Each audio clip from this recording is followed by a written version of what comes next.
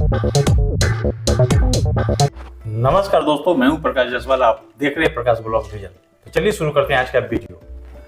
कभी परिवारवाद के लिए, कभी वोट बैंक के लिए देश को दांव पर लगाने का कांग्रेस का इतिहास पुराना है। जम्मू कश्मीर को अनुच्छेद 370 की बेड़ियों में बांधकर नेहरू का तो राजनीतिक स्वार्थ पूरा हो गया, लेकिन इसने जम्मू कश्मीर को पिछड़ापन और अलगाववाद की आग में झोंक दिया।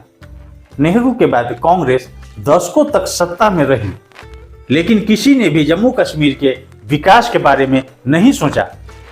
दशकों तक एक देश में दो निशान, दो विधान और दो प्रधान मौजूद रहे, लेकिन साल 2014 में भाजपा की सरकार बनी और नरेंद्र दामोदर दास मोदी भारत के प्रधानमंत्री बने और मोदी सरकार ने 5 अगस्त 2019 को जम्मू कश्मीर से आर्टिकल 370 को पूरी तरीके से समाप्त करने का ऐतिहासिक फैसला लिया और 1 दिसंबर 2023 को माननीय सर्वोच्च न्यायालय ने आर्टिकल 370 और 35A पर निरस्तीकरण का अपना ऐतिहासिक फैसला सुनाया।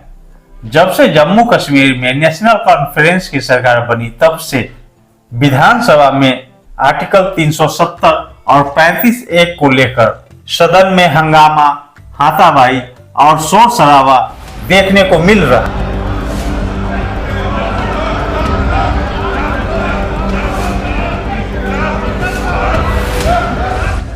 धारा 370 को लेकर जम्मू कश्मीर विधानसभा तीसरे दिन भी अखाड़े में तब्दील नजर आई। विधायकों में जमकर हाथापाई हुई। दरअसल अवामी इत्तेहाद पार्टी के विधायक खुर्शीद अहमद शेख ने आज फिर 370 की बहाली से जुड़ा पोस्टर लहराने की कोशिश की, जिस पर बीजेपी के विधायक नाराज हो गए और उन्हें रोकने लगे।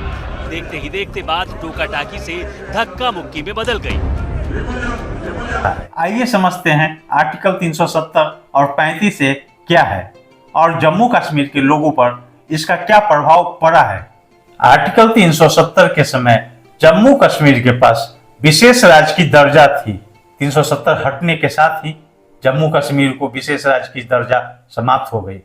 370 के समय यहाँ के नागरिकों के पास दोहरी नागरिकता प्राप्त थी, एक केंद्र सरकार की और दूसरा राज्य सरकार की।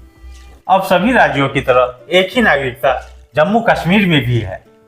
370 के समय जम्मू कश्मीर का राष्ट्रीय ध्वज अलग होता था और भारतीय ध्वज तिरंगा का अपमान अपराध की श्रेणी में नहीं आता था, लेकिन अब पूरे भारत में एक ही राष्ट्रीय ध्वज है और राष्ट्रीय ध्वज का अपमान करने पर उसे अपराध की श्रेणी में रखा जाएगा। पहले जम्मू कश्मीर में विधानसभा का कार्यकाल 6 सालों का हुआ करता था, लेकिन अब सभी राज्यों के जैसे ही 5 वर्षों का होगा। भारत के उच्चतम न्यायालय का आदेश जम्मू कश्मीर के अंदर मान्य नहीं था, लेकिन अब इसे सभी राज्यों में एक समान माना जाता है।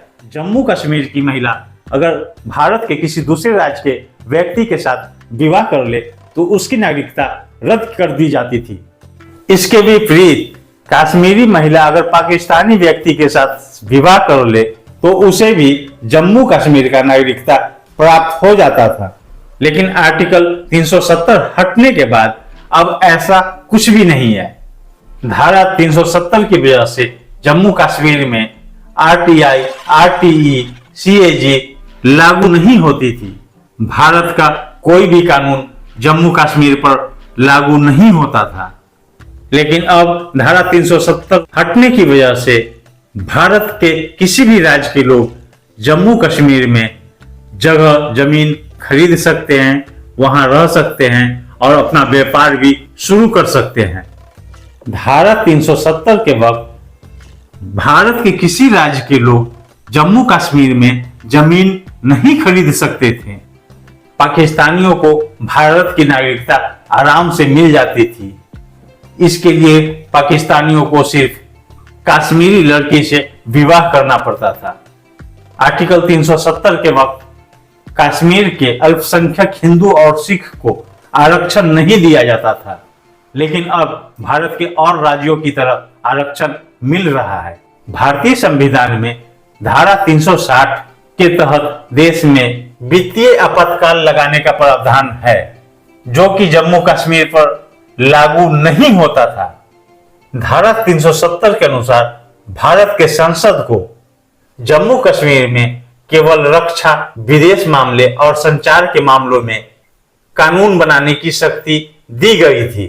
बाकी भारत का कोई भी कानून कश्मीर में मान्य नहीं था।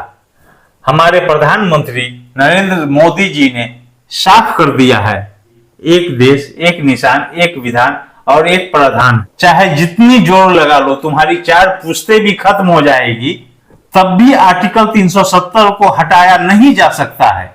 अब जम्मू कश्मीर में भी एक देश, एक निशान, एक विधान और एक प्रावधान है। दोस्तों, ये जानकारी आपको कैसी लगी?